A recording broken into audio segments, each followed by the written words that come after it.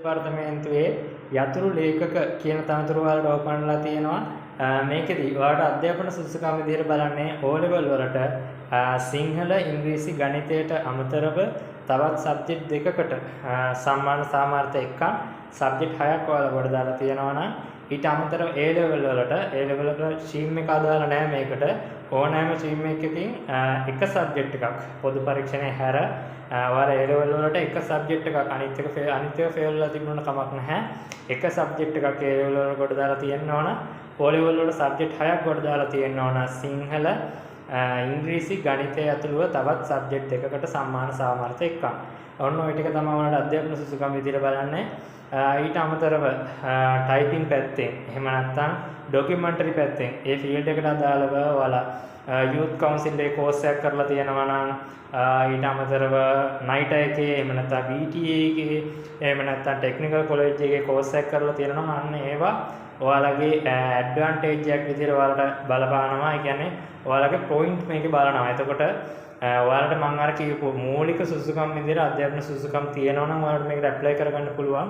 හැබැයි හිතන්නකෝ ඔයාලට අධ්‍යාපන සුසුකම් තියෙනවා ඊට අමතරව ඔයාලට පළපුරුද්ද තියෙනවා. ඒ කියන්නේ රජයේ ලියාපදිංචි ඉන්ස්ටිටියුට් එක ටයිපින් කෙනෙක් විදිහට වැඩ කරලා තියෙනවා. එහෙම නැත්නම් කම්පියුටර් පැත්තෙන් ඔයාලා වැඩ කරලා තියෙනවා. අන්න ඒ වගේ එක්ස්පීරියන්ස් තියෙනවා නම් හිතන්න මට අධ්‍යාපන සුසුකම් විතරයි නම් තියෙන්නේ. මම ඇප්ලයි කරාට මට වඩා ඔයාලට පොයින්ට් ගන්න පුළුවන්. ඔයාලට ඉංග්‍රීසි මම මේ කියන ක්‍රයිටීරියාස් හොඳට ඔලුවට ගන්න. ඔයාලා ඉංග්‍රීසි කෝස් එකක් කරලා තියෙනවා. එහෙම නැත්නම් කම්පියුටර් කෝස් එකක් කරලා තියෙනවා නම් මම අර කියපු ආයතන වල ටෙක්නිකල් කොලෙජ් එකේ VTA එකේ නයිට් එකේ එහෙම නැත්නම් යූත් කවුන්සිල් එකේ වල කම්පියුටර් කෝස් එකක් එහෙම නැත්නම් ඉංග්‍රීසි කෝස් එකක් කරලා තියෙනවා නම් ඔයාලට මේකට ඔයාලගේ ඇප්ලිකේෂන් එකට පොයින්ට් හම්බ වෙනවා. එතකොට හිතන්නකෝ අධ්‍යාපන සුසුකම් වලට අමතරව ඔයාලා ඉංග්‍රීසි කම්පියුටර් ඊට පස්සේ ඔයාලට පළපුරුද්ද මොකක් හරි ඉන්ස්ටිටියුට් එක වැඩ කරලා තියෙනවා නම් අන්න ඒ දේවල් වලට මෙයාලා පොයින්ට් ඇඩ් කරනවා. ඒ පොයින්ට් ඇඩ් කරලා වැඩිපුරම පොයින්ට් තියෙන කට්ටියව තමයි ඉන්ටර්විව් එකට ගෙන්නන්නේ. එතකොට හිතන්න මට අධ්‍යාපන සුසුකම් විතරක් නම් තියෙන්නේ. තව කෙනෙක්ට මම ඔය කියපු අධ්‍යාපන සුසුකම් වලට අමතරව ඉංග්‍රීසි ඔයාලා කරලා තියෙනවා, කම්පියුටර් කරලා තියෙනවා. අන්න ඒවට පොයින්ට් වැඩිපුර හම්බෙලා එයාව එලිජිබල් වෙනවා ඉන්ටර්විව් එකට. අන්න ඒ විදිහට තමයි. ඒක නිසා මේකට ඇප්ලිකේෂන් දාගද්දී මම මේ වීඩියෝ එකේ ඩිස්ක්‍රිප්ෂන් එකේ වගේම කමෙන්ට් සෙක්ෂන් එකේ මේ හැම දෙයක්ම විස්තරات එක්කම ඇප්ලිකේෂන් ලින්ක් එක දානවා.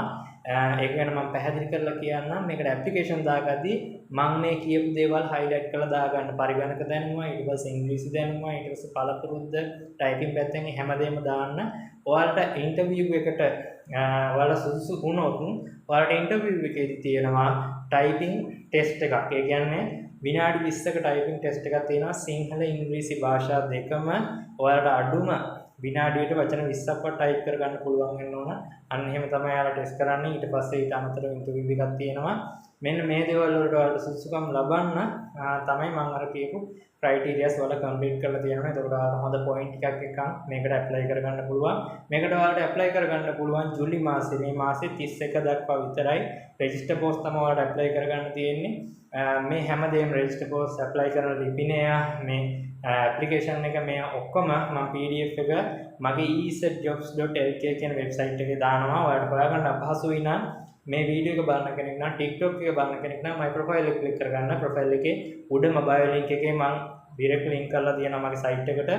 එහෙම නැත්නම් ඔයාලට හොයාගන්න බැයි නම් Google search කරන්න esetjobs.lk කියලා ඔයාලට මගේ site එකට ගියාම උඩින්ම latest opportunity ගොඩේ මම මේක දාලා තියෙනවා. මේක Facebook එකේ බලන කෙනෙක් නම් description එක බලන්න මම පැහැදිලිව දාලා තියෙනවා. මේක YouTube එකේ බලන කෙනෙක් නම් comment section එකේ pin කරලා තියෙනවා. එහෙනම් typing පුළුවන් කෙනෙක් නම් අනිවාර්යයෙන්ම ගිහිල්ලා apply කරගන්න. ජය වේවා.